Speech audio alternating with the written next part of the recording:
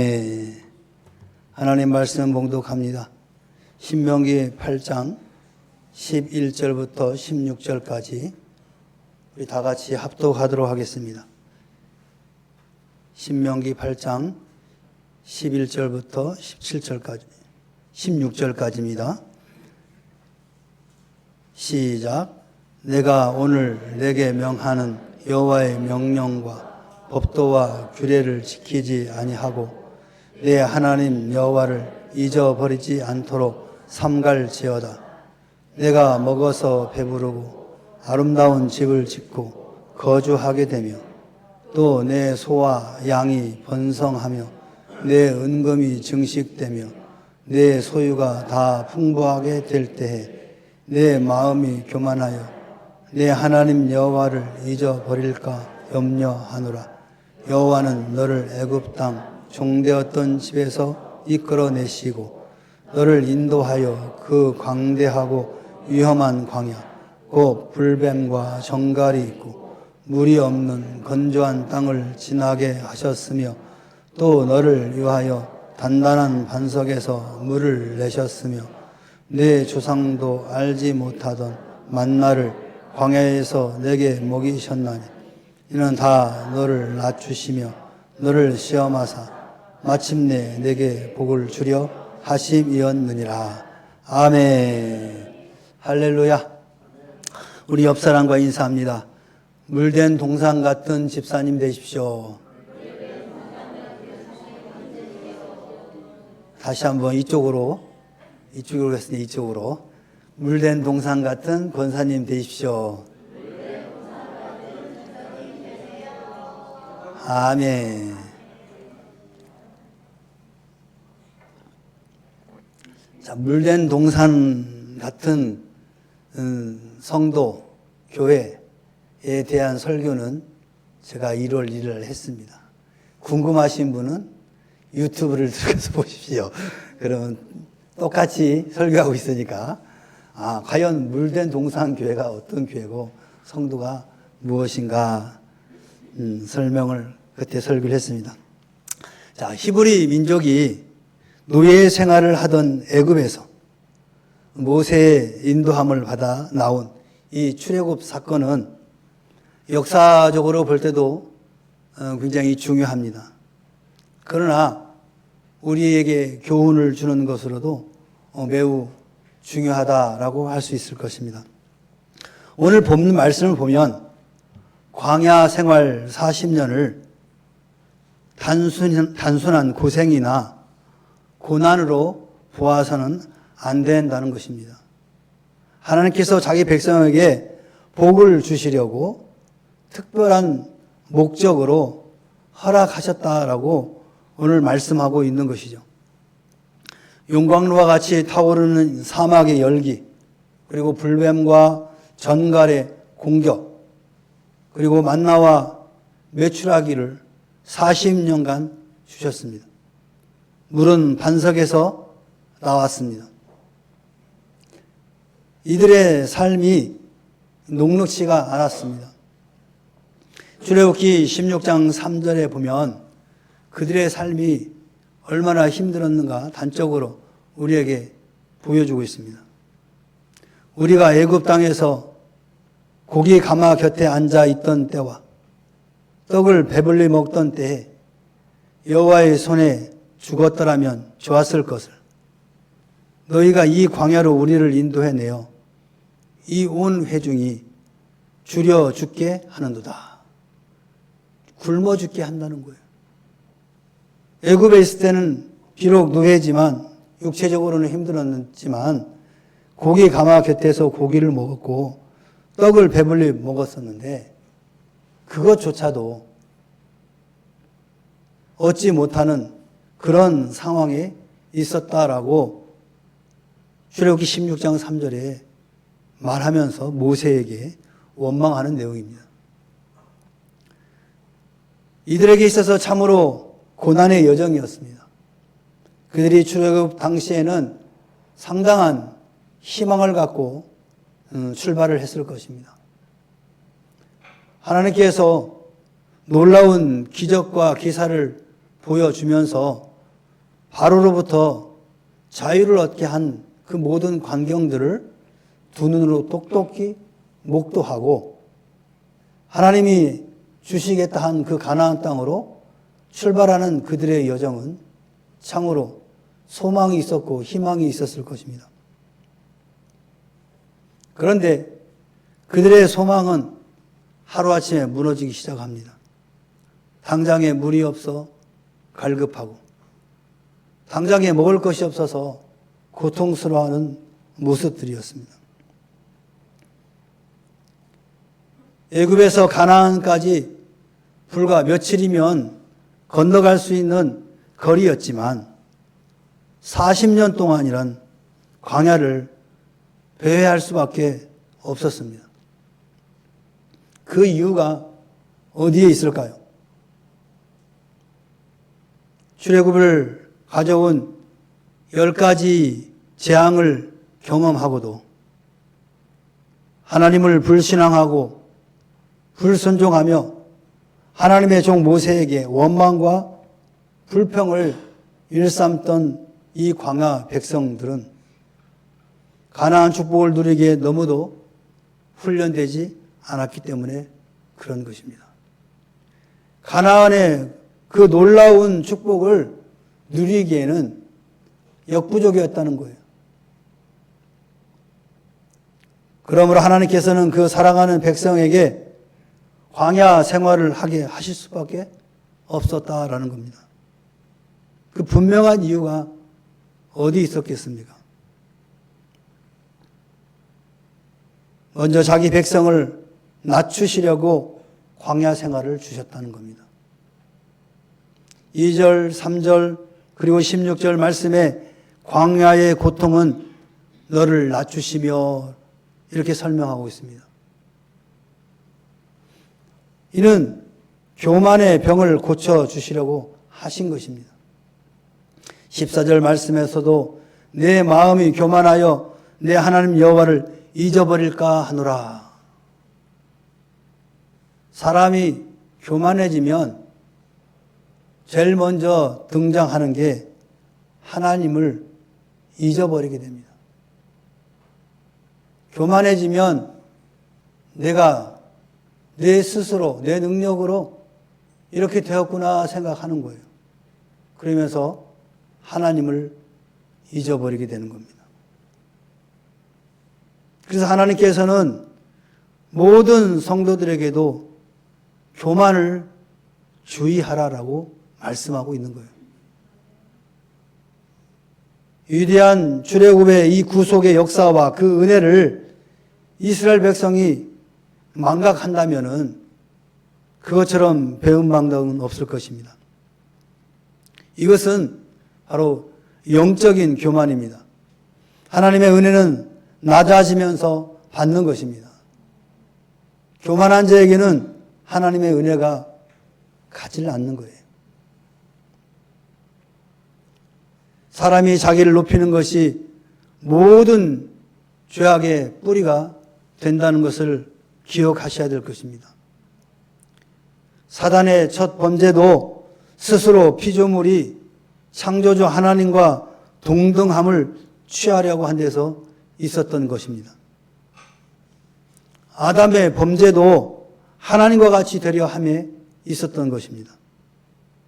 교만은 죄의 시작이요 뿌리라는 것 꼭 기억하시기 바랍니다. 이는 하나님의 은혜를 깨닫도록 하신 거예요. 17절과 18절 말씀에 하나님의 사람들이 주신 은혜와 축복을 망각하고 내 능과 내 손의 힘으로 재물을 얻었다라고 하나님께 범죄하는 것을 지적하고 있습니다. 하나님의 은혜를 망각하면 하나님의 축복은 중지됩니다. 귀한 것을 귀한 줄로 모르는 자에게는 귀한 축복을 주시지 않는다는 거예요. 여러분 삶 속에서 수많은 것들을 소유하고 있습니다. 그런데 그 수많은 것들을 당연한 것으로 알고 살아가는 사람들이 참 많이 있습니다.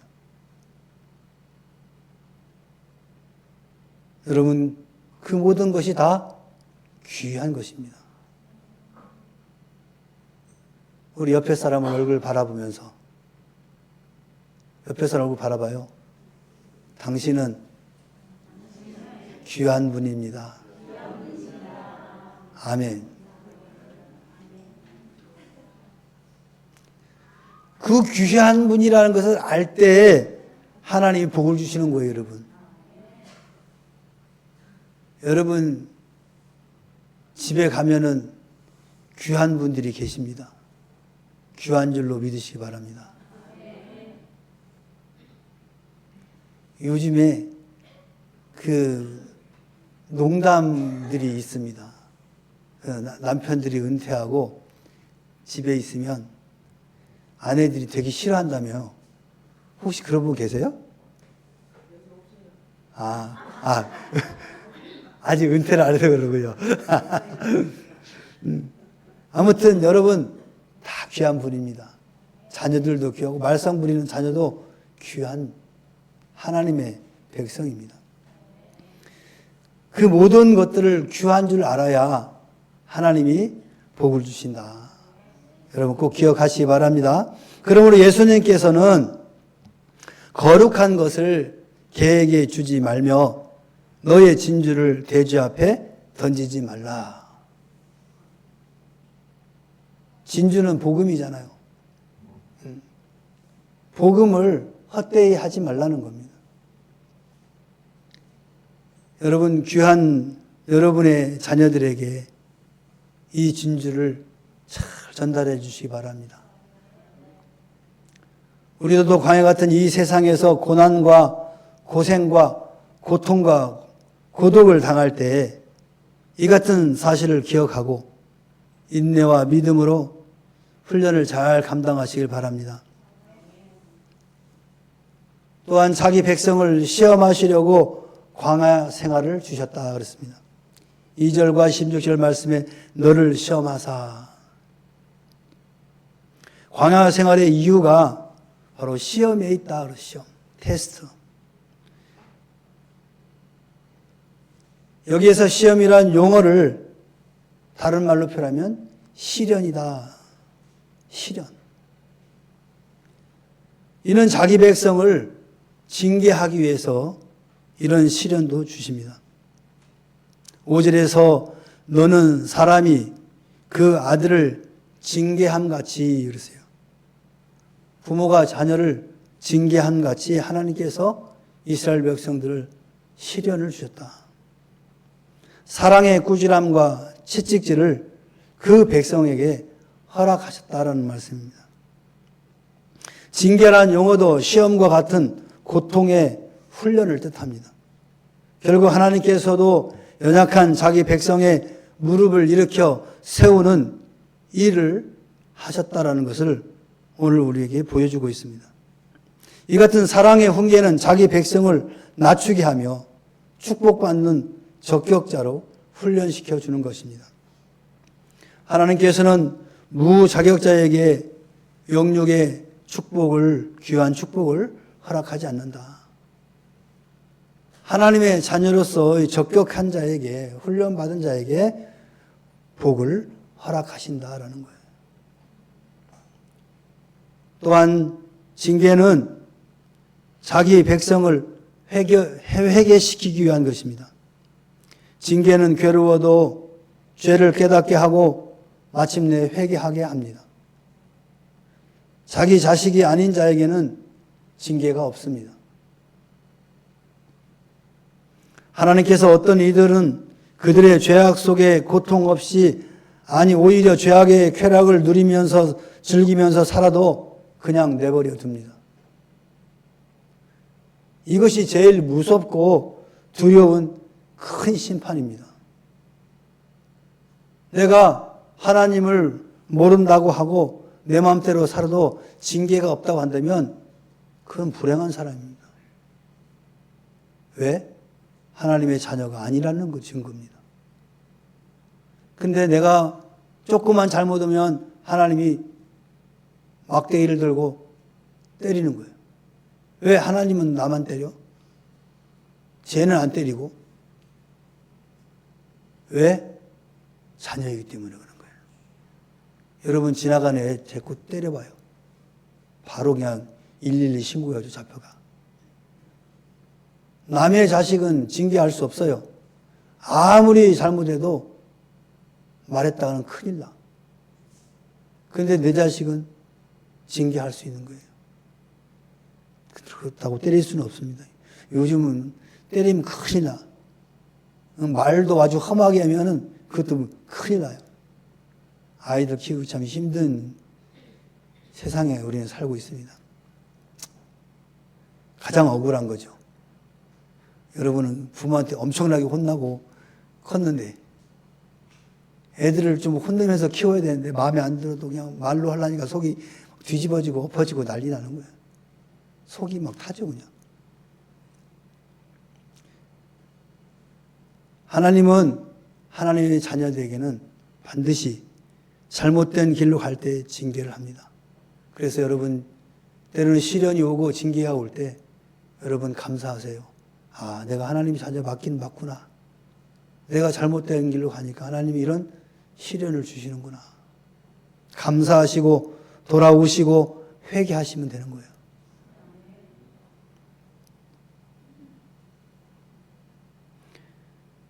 하나님께서는 자기의 사랑하는 자녀들은 불꽃 같은 눈으로 살피시며 교만하거나 범죄하면 즉시 징계하시고 시련당하게 하셔서 죄의 길에서 돌아서게 합니다. 광야 백성의 고통의 여정은 그들의 죄악을 스스로 돌이키게 하는 것입니다. 그들의 불신앙과 불순종을 회개하고 고침을 받게 하는 것입니다. 다윗은 시편 71편 20절에 우리에게 많고 심한 고난을 보이신 주께서 우리를 다시 살리시며 땅 깊은 곳에서 다시 이끌어 올리시리이다. 이렇게 고백했습니다. 심한 고난을 보이신 주께서 우리를 다시 살리신다는 거예요. 또한 그는 고난당하기 전에는 내가 그릇 행하여더니 이제는 주의 말씀을 지키나이다. 고난당한 것이 내게 유익이라 이로 인하여 내가 주의 율례를 배우게 되었나이다. 고난의 유익을 고백하고 있습니다. 여러분도 이런 고백이 있기를 바랍니다. 고난당할 때 여러분 원망하거나 좌절하지 마시고 오히려 하나님 앞에 나아가 고난당한 것이 내가 유익입니다. 헛된 길로 가는 길을 바르게 갈 수 있도록 인도해 주셔서 감사합니다. 그렇게 하나님 앞에 감사의 고백을 하시길 바랍니다. 마지막으로 자기 백성에게 복을 주시려고 광야 생활을 주셨습니다. 16절에 이는 다 마침내 복을 주려 하심이었더라. 고난의 목적이 고난 자체에 있음이 아니라 축복이 있다라는 겁니다. 고난 후에 하나님의 명령을 지키게 되죠. 2절 끝에 그 명령을 지키지 아니 지키는지 알게 하려 하심이라. 낮아져야만 하나님의 명령의 말씀에 순종하게 됩니다. 낮아져야 됩니다. 하나님의 사랑의 섭리는 이같이 광야의 고통을 통하여서 영원한 가나안을 소유하게 되는 것입니다. 고난이 없고 훈련의 시간들이 없다면 우리는 교만하고 범죄하여서 영원한 가나안 땅에 들어갈 수가 없게 되는 것입니다. 고난 후에 하나님의 말씀대로 신앙하고 순종하게 되는 것이죠. 3절 말씀대로 사람이 떡으로만 사는 것이 아니요 여호와 입에서 나오는 모든 말씀으로 사는 줄을 너로 알게 하려 하십니다. 떡으로만 사는 인생이 아니라 말씀으로 사는 인생, 하나님의 말씀대로 믿고 하나님의 말씀대로 사는 인생이 참으로 복이 있다는 것을 깨닫게 된다는 거예요. 그러므로 광야의 길은 꿀의 소산지요 옥토로 들어가게 하기 위하여 자기 백성을 낮추시고 훈련시키고 마침내 복 주시는 것임을 믿는 것입니다. 사랑하는 명문교회 성도 여러분, 자기 백성을 낮추시고 시험하시는 목적은 종국에는 자기 백성에게 하나님께서 복 주시려는 것입니다. 삶의 고난의 연속이십니까? 어려운 시련 속에 좌절이 아니라 감사하는 주의 백성들이 되시기를 주의 이름으로 축원합니다. 축원합니다. 고난이 유익이라 찬양 하나 합시다.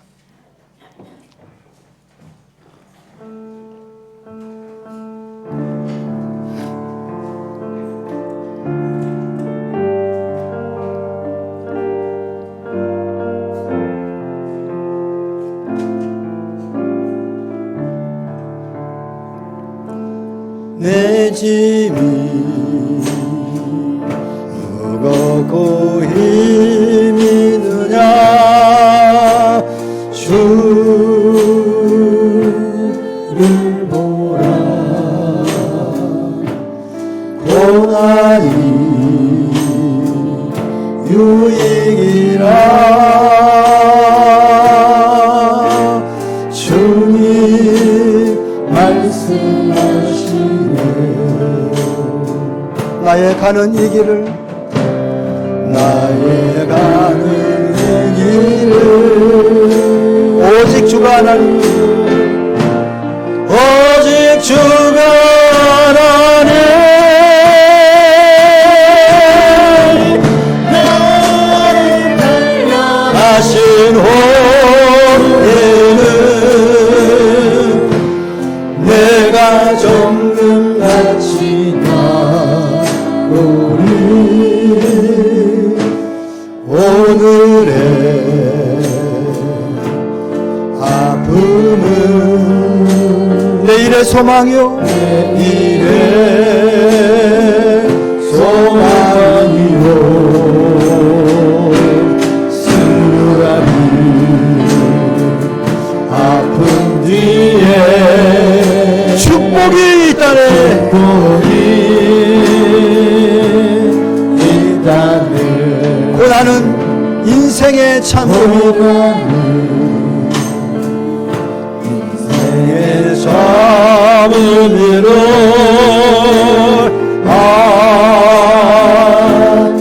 안내하려 아멘. 예수님 한 분으로 만족할 수 있어요 나의 가는 이 길을 나의 가는 이 길을 오직 주가 하나님 오직 주가 하나님 나를 발견하신 후에는 내가 정금같이 나오리 내가 정금같이 나오리 고난이 금연은 영광도 큰 법을 잡아든 영광과 비교할 수 없다네 고난의 십자가 고난의 십자가 고매이며 능력이라 아멘. 주님을 따르는 자 아는 자 십자가 전량한 하나님 아멘. 나의 가는 이 길을 나의 가는 이 길을 오직 주가 하나님 오직 주가 하나님 나를 발견하신 후에는 정금같이 나오는 정금같이 나오리 좁은 길 가는 자 생명길 영광의 길 십자가 주님 후에 멸루가 나의 가는 이 길을 오직 주가 하나니 나의 가는 이 길을 오직 주가 하나니 오직 주가 하나니 나를 단련하신 후에는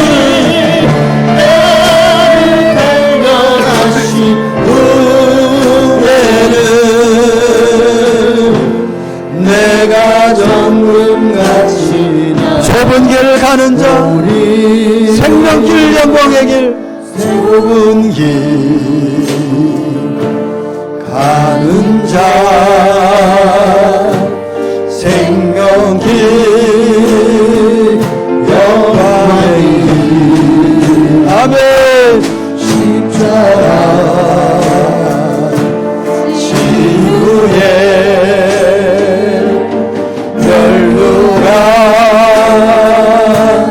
있으리. 우리 기도합시다. 고난을 통해 우리는 주의 율례를 배우게 됩니다. 고난은 여호와 하나님이 내게 복을 주시려는 사인입니다. 감사함으로 시험을 통과합시다. 여호와께서 예비하신 복을 받아 누리는 우리가 되길 소망합니다. 2024년 우리 교회의 표 물된 동상 같은 성도가 되게 하여서 하나님 예비한 놀라운 복을 받아 누려 많은 사람들에게 나누고 베풀 수 있도록 하나님 축복하여 주옵소서. 다 같이 묵상하면서 기도하겠습니다. 사랑의 하나님 감사합니다. 내가 이 땅에 살아가는 모든 것들이 나의 힘과 나의 능력으로 되는 것이 하나님의 은혜로 된 것임을 다시 한번 고백합니다. 내게 주어진 이 모든 것들이 다 하나님께서 나에게 주신 은혜입니다. 감사하게 하옵소서. 교만하여져서 축복이 끊어지는 어리석은 자가 되지 않게 하시고 하나님 늘 낮아져서 하나님 앞에 무릎 꿇고 구하는 자로서의 삶을 살고 하나님께서 복을 주시기로 작정된 적격자로 세워정할 수 있도록 하나님 인도하여 주시옵소서. 그리하여 우리 교회 교회처럼 물된 동산처럼 우리의 삶이 주 안에서 풍성함을 누리게 하옵소서. 영육간의 복을 누리게 하여 주시고 많은 사람들에게 나누고 베풀 수 있도록 인도하여 주시옵소서. 주님 영광 받으시옵소서. 하나님의 온전히 우리의 삶을 통해서 드러나게 하시옵소서. 주님 감사합니다. 주님 감사합니다. 늘 낮아지게 하옵소서. 겸손하게 하옵소서. 하나님 앞에 온전히 영광 돌리는 그 모두가 되게 하옵소서. 교회가 되게 하여 주옵소서. 감사합니다. 하나님 홀로 영광 받으시옵소서.